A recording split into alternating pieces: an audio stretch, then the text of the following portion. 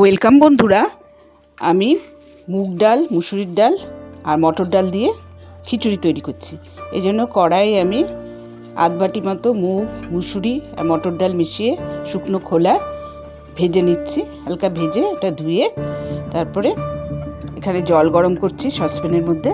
ওটা ডালটা ধুয়ে দিয়ে দিয়েছি। আপনারা দেখতে থাকুন আমি কিভাবে বানাচ্ছি। অবশ্যই আপনারা ঘরে এইভাবে তৈরি করে দেখবেন। এবার স্বাদ মতো এর মধ্যে নুন দিয়ে দিলাম।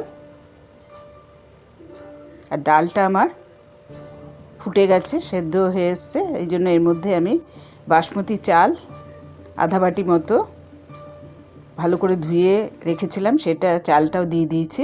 আর 3টে কাঁচা লঙ্কা দিয়ে দিয়েছি। এবার এখানে আমি দুটো পেঁয়াজ আর আদা 1 ইঞ্চি মতো আদা পেস্ট করে নিচ্ছি। এটা খিচুড়ির মধ্যে দেবো। এবার কড়াইয়ে তেল দিয়ে আমি 6 পিস কপি আর একটা আলু 4 পিস করেছিলাম, ওগুলো লাল করে ভেজে নিচ্ছি। এরপরে এগুলো তুলে আমি কড়াই সামান্য আর তেল দিয়ে এর মধ্যে আমি গোটা জিরে, টমেটো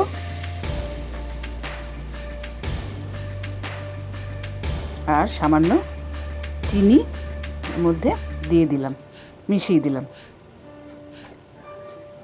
এরপরে যে বাটা মশলাটা আমি দিয়ে দিয়েছি, জিঞ্জার অনিয়ন পেস্ট ওর মধ্যে দিয়ে মিক্সার জারে জল দিয়ে এটা আমি দিয়ে দিলাম। বন্ধুরা অবশ্যই আপনারা কমেন্টে লিখে জানাবেন কীরকম হলো, লাইক শেয়ার করবেন। এবার আমি নেড়ে চেড়ে এটা তৈরি করছি, ভাজা ভাজা মতো হচ্ছে। এর মধ্যে এবার হলুদ দিলাম আর রোস্টেড ভাজা মশলা দিলাম, সামান্য ধনে গুঁড়ো দিয়ে মশলাটা ভালো করে ভেজে তৈরি করছি। এবার আমি ঢেকে দিয়েছি কিছুক্ষণের জন্য। এবার ঢাকনা খুলে আবার ভালো করে ভাজছি। দেখুন মশলাটা আস্তে আস্তে আমার শুকিয়ে আসছে। এবার আমি সেই মশলাটা খিচুড়ির মধ্যে দিয়ে দিলাম।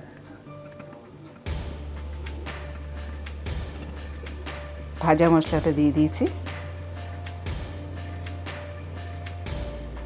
সবটা দিয়ে কড়াইয়ে সামান্য গরম জল দিয়ে ওটাও এর মধ্যে খিচুড়ির মধ্যে দিয়ে দিলাম।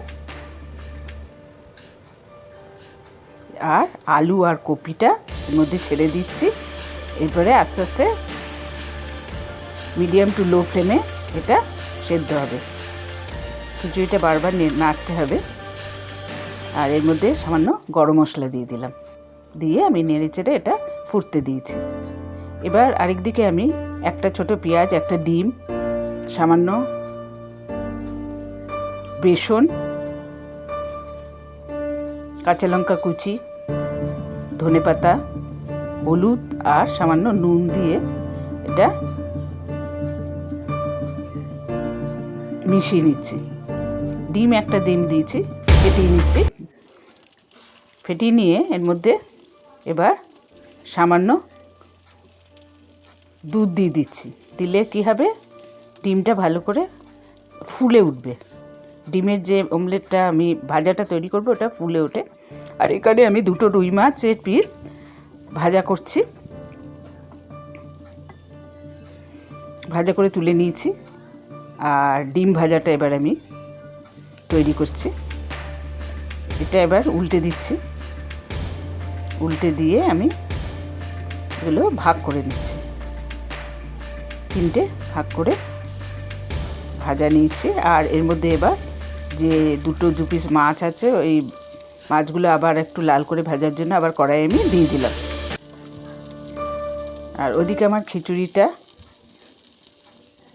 আলু কপি সেদ্ধ হয়ে এসছে, প্রায় হয়ে গেছে। এই দেখুন এইভাবে মাছ ভাজা ডিম ভাজা আমার হয়ে গেছে। এবারে খিচুড়িটা নেড়ে চেড়ে এর মধ্যে 1 চামচ ঘি দিলাম। খিচুড়ি আমার তৈরি।